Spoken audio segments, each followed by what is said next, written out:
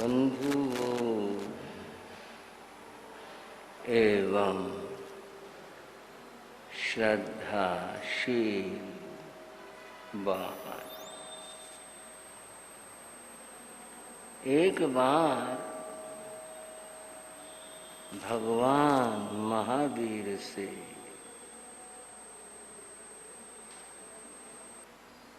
गौतम स्वामी ने पूछा था। प्रश्न था, मान विजीर्ण भन्ते जीवे किम जनय। भगवान कोई व्यक्ति साधना के द्वारा यदि अपने अहंकार को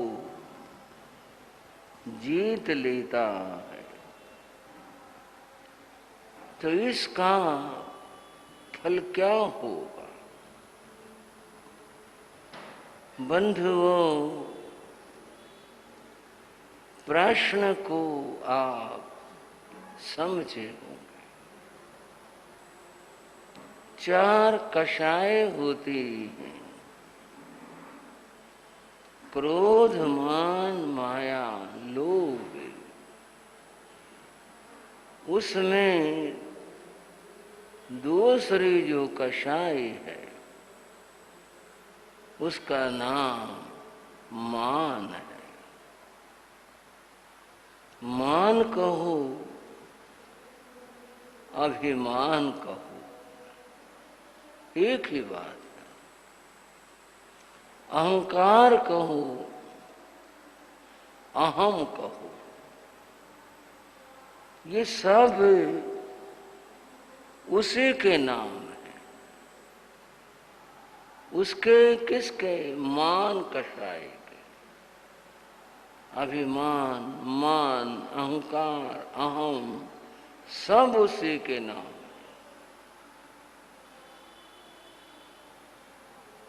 इस मान के बारे में पूछा है। इसके जीतने से क्या होता? भाइयों, पहले इस मान की बात को समझ लें। अगर आप इस मान का अर्थ अभिमान न करें, केवल मान लिख लें, केवल मान लिख लें, भीतर में लिख लें, दीवार पे लिख लें, मन से लिख लें, मान लिख लें, तो और पूछें इसका अर्थ क्या है तो आप कहेंगे, अभी तो फिर आप बता रहे थे, मान कहो, अभिमान कहो, और मैं ये कहूं कि और कोई अर्थ बताओ, छोड़ो इसे। मान का और क्या अर्थ है? बंधुओं, मान शब्द के कई अर्थ होते हैं। धर्म में, अध्यात्म में या जैन शास्त्रों में मान, अभिमान, अभि उपसर्ग लगा दिया, शब्द वही है मान, जिसके अंदर अकड़ होती है। मान का और क्या अर्थ है? बंधुओं, मान का एक अर्थ कल्पना भी होता है। वह कैसे? इसका गणित में भी प्रयोग करते हैं, आम भाषा में भी प्रयोग करते हैं। दो आदमी बात कर रहे हों तो बात में कई बार आप भी बोलते, और मान लो, कल्पना करो, ये बात ऐसी थी, कहते मान लो, आप मान लो इस बात को। मान का एक अर्थ कल्पना है, मान का एक अर्थ स्वीकृति, मेरी बात मान लो, स्वीकार कर लो। गणित में कहते हैं कोई सवाल जब निकालना होता तो कहते हैं मान लो मोहन ने सोहन से 100 रुपये उधार लिए, तो वह मान कल्पना की बात होगी, न मोहन है न सोहन है, कल्पना की बात है। वहां इसका नाम कल्पना है। यहां जो हम अर्थ कर रहे हैं वह कल्पना कर रहे हैं। मान क्या है? जिसमें आदमी कल्पना करता है। और कल्पना क्या करता है?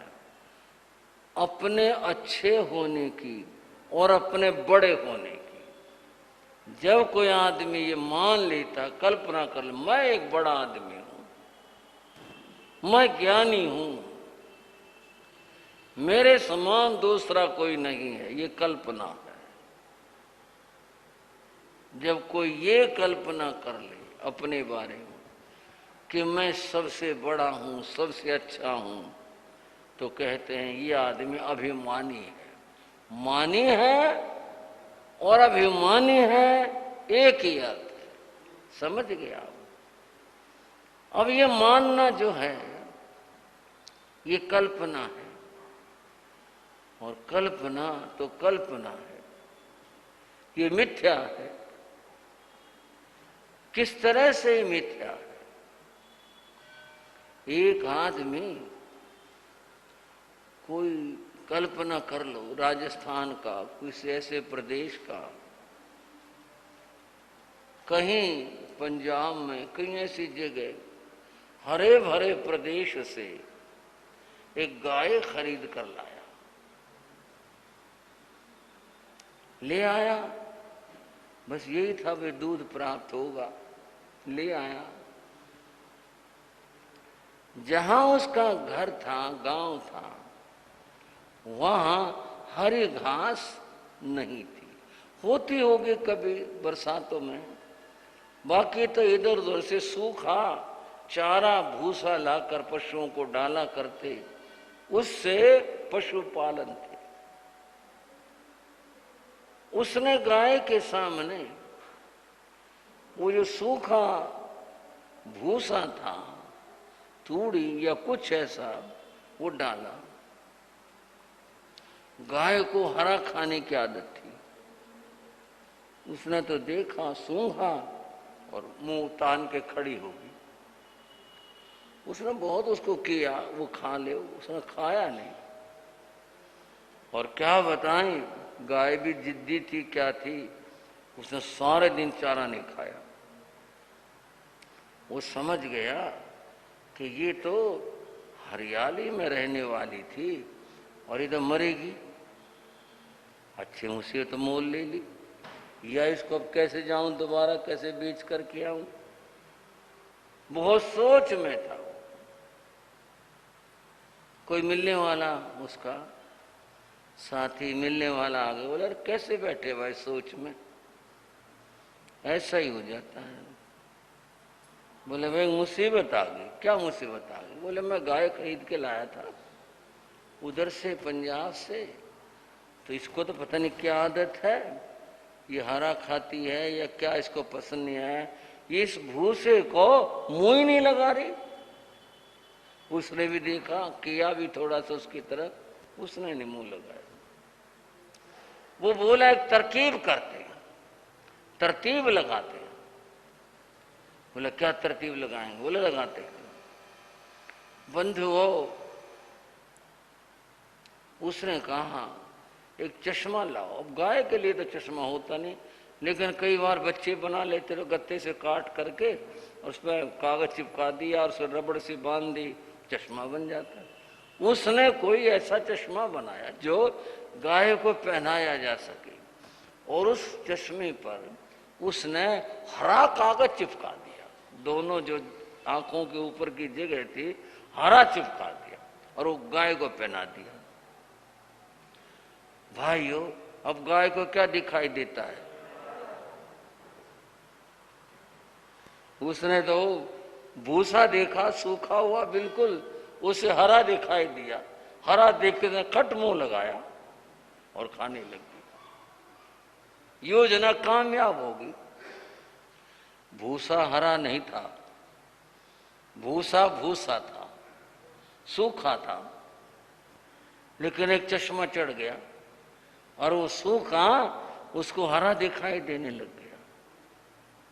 अब थोड़ी सी कष्ट जैसी बात लगेगी, बहुतों को क्या, हमारे को ये चश्मा चढ़ा हुआ है और वो हरे शीशे वाला चढ़ा हुआ है, हमारे को भी उस तरह दिखाई देता। आप कहोगे हरा चश्मा, हरे चश्मे से मतलब मेरा अहंकार से है।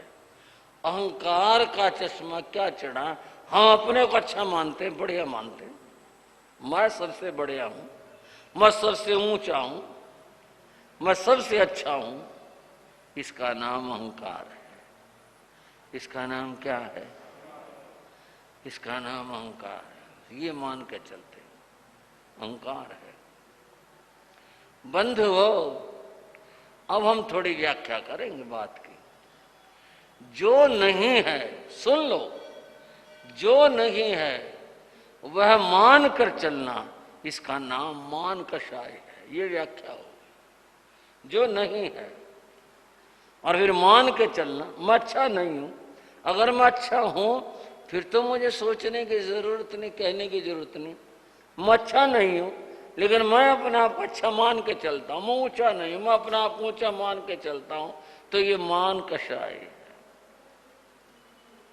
न होने पर अपने को वैसा मानना, अच्छा मानना, बड़ा मानना, ऊंचा मानना, इसका नाम मान कषाय है। यह जो मान कषाय है, इससे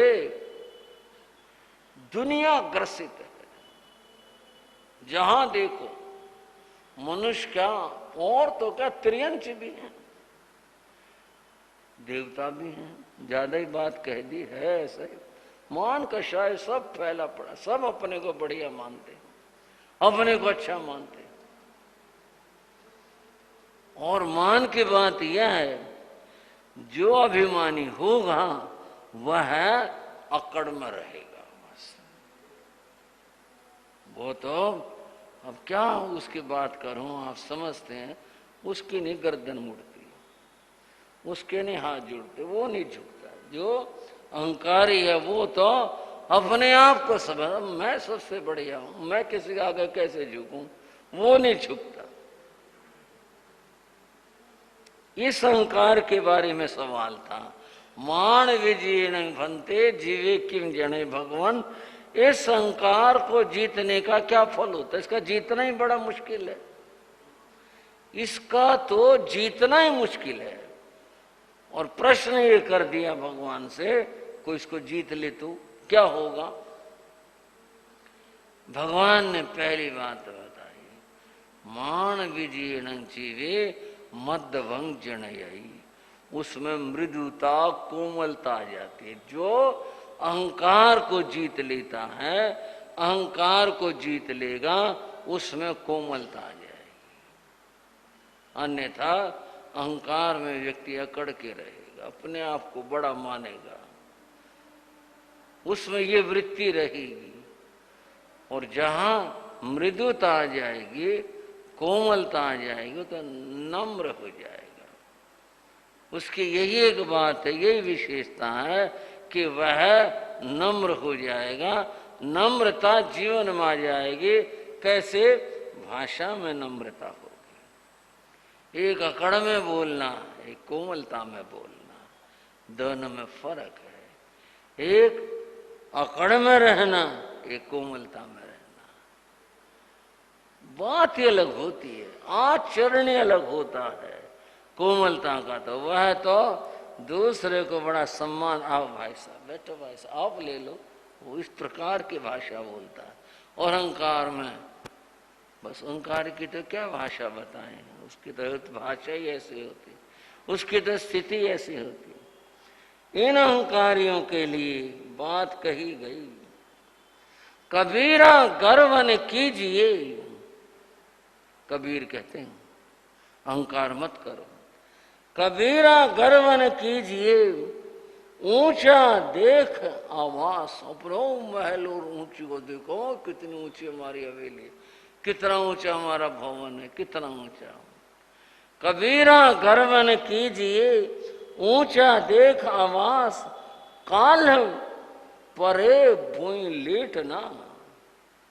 आने वाले कल में जमीन में पड़ना पड़ेगा। काल परे भूई लेटना, ऊपर जमसी घास। जब लोग दफन कर देते हैं या जलाकर राख जो हो जाती है, फिर तो घास ही जमती है और दुनिया यूं ही जाती है, ऐसे फिरते हैं।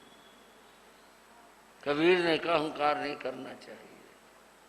उर्दू की कुछ पंक्तियां बहुत प्रसिद्ध हैं, आपने अपने जमाने में जरूर कही होंगी। हम गए जो शहर को, चारों तरफ वीरान थे। एक आदमी शहर के लिए निकला। हम गए जो शहर को, चारों तरफ वीरान थे। एक तरफ थे बाग सहरा, एक तरफ जब बाग थे, एक तरफ कब्रिस्तान थे। एक तरफ बाग था और एक तरफ कब्रिस्तान था, ऐसे थे। उस वक्त हमारे दिल में न जाने क्या क्या अरमान थे, पता नहीं क्या क्या सोच रहे थे। चलते चलते गो मेरा पांव पड़ा एक हड्डी पर,